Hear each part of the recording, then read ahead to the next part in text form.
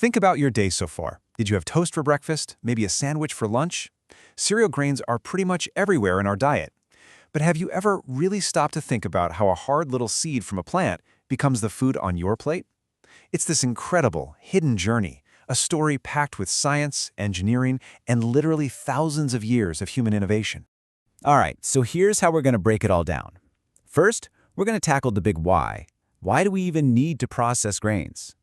Then, we'll get a little geeky and look inside the grain itself. From there, we'll follow the unique paths of rice and wheat, then do a quick tour of maize, barley, and millets. After that, we're diving into the wild world of breakfast cereals. And finally, we'll zoom out and talk about the pros and cons of all this processing. So first things first, we have to understand the fundamental problem that all this amazing technology was created to solve in the first place. I mean, it seems like a simple question, right? But the answer is the very reason our food system exists as it does.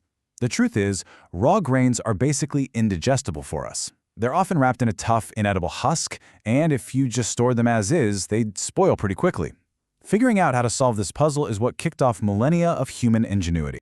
So you see, processing isn't just one single thing. It's a whole series of steps, and each one has a very specific goal. It's about making grains edible, yeah, but also making them safe, making them last for months or even years, and making them easier to cook with. It's all about turning something our bodies can't use into a stable food source that can feed billions.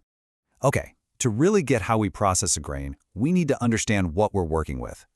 So let's zoom in, like way in, and look at the anatomy of a single grain.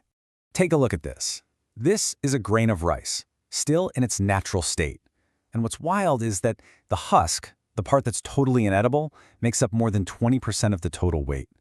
Then you've got the bran and germ, which are packed with nutrients, but they're a pretty small slice.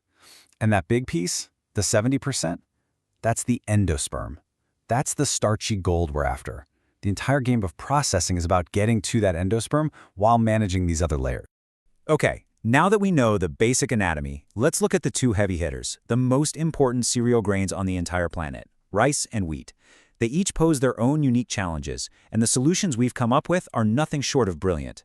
For rice, one of the most clever techniques is called parboiling. And get this, it happens before the husk is even removed. The rice gets this whole three-step hydrothermal treatment. It's soaked in hot water, then it's steamed, and then it's dried down very carefully. It's kind of like a nutritional spa treatment that totally changes the grain's properties for the better. And here's the payoff. This is why it's so smart.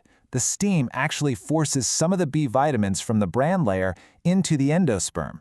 So when the bran is milled off later, the white rice is actually more nutritious. Plus, the whole process toughens up the kernel, so fewer grains break during milling. That means more whole grains, or what's called head rice, which is way more valuable. It's a win-win-win situation. Now, wheat is a completely different ballgame. With rice, we were trying to push nutrients in. With wheat, the goal is a super careful, meticulous separation. You want to perfectly shave off the bran and pop out the germ to get to that pure endosperm, which you can then grind into all sorts of different flours.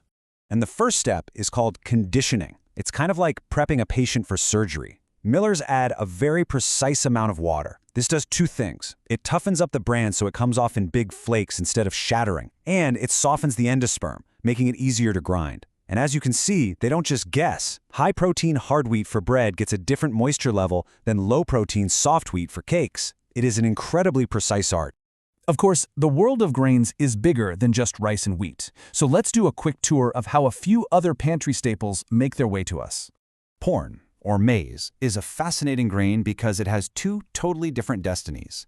You've got dry milling, which is the simpler path that gives us things like cornmeal and grits for our kitchens, but then you have wet milling. This is a massive industrial process that completely deconstructs the kernel, separating out the starch, the protein, the oil, which then become the building blocks for countless other products, from corn syrup to animal feed.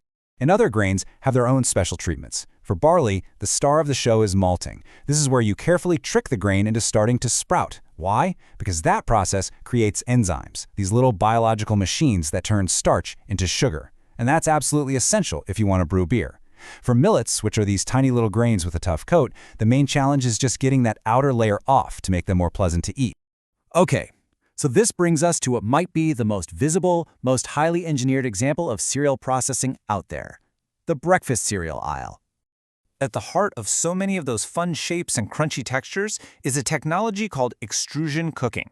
You basically make a dough from cereal flour and then force it through a tiny opening at super high heat and pressure. The second it comes out, the pressure drops instantly and poof, it puffs up. It's a machine that mixes, cooks, and shapes all in a matter of seconds. So really, that amazing variety in the cereal aisle comes down to a few core techniques. You've got the classic flaking for things like cornflakes, the puffing method we just talked about, shredding to create those cool layered biscuits. Each one gives you a totally different eating experience.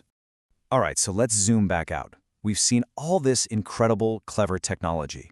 But what's the big picture trade-off? What do we gain? And what might we lose along the way? Well, it really is a balance sheet. On the positive side, processing gives us food that is safe, convenient, and has an incredibly long shelf life. It gives us variety and saves us tons of cooking time. But there's another side to the ledger. When we remove the bran and germ, we lose a lot of the dietary fiber, vitamins, and minerals. And some of those high heat processes can sometimes damage the quality of the protein. And that, really, is the big question driving the future of food science. We have become absolute masters at taking grains apart and putting them back together in ways that make them edible, safe, and convenient for billions of people. The next great challenge is figuring out how to do all of that while preserving, or maybe even enhancing, all the incredible nutrition that nature packed in there to begin with. It's definitely something to chew on.